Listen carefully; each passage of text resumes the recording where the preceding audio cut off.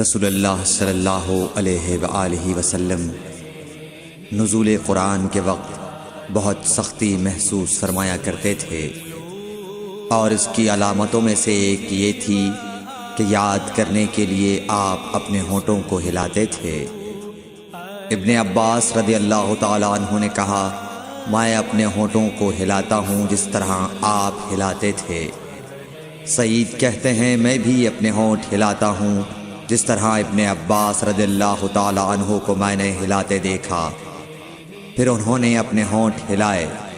ابن عباس رضی اللہ تعالیٰ عنہ نے کہا، پھر یہ آیت اتری کہ اے محمد، قرآن کو جلد جلد یاد کرنے کے لیے اپنی زبان نہ ہلاؤ، اس کا جمع کر دینا اور پڑھا دینا ہمارا ذمہ ہے۔ حضرت ابن عباس رضی اللہ تعالیٰ عنہ کہتے ہیں، یعنی قرآن آپ صلی اللہ علیہ وآلہ وسلم کے دل میں جمع دینا اور پڑھا دینا ہمارے ذمہ ہے۔ پھر جب ہم پڑھ چکے تو اس پڑھے ہوئے کی اتباع کرو۔ ابن عباس رضی اللہ تعالیٰ عنہ فرماتے ہیں، اس کا مطلب یہ ہے آپ اس کو خاموشی کے ساتھ سنتے رہو، اس کے بعد مطلب سمجھا دینا ہمارے ذمہ ہے۔ پھر یقیناً یہ ہماری ذمہ داری ہے کہ آپ اس کو پڑھو، یعنی اس کو محفوظ کر سکو۔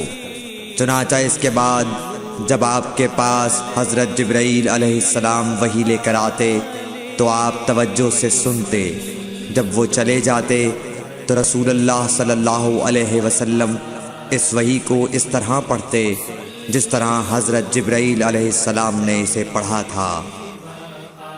صحیح بخاری حدیث نمبر 5۔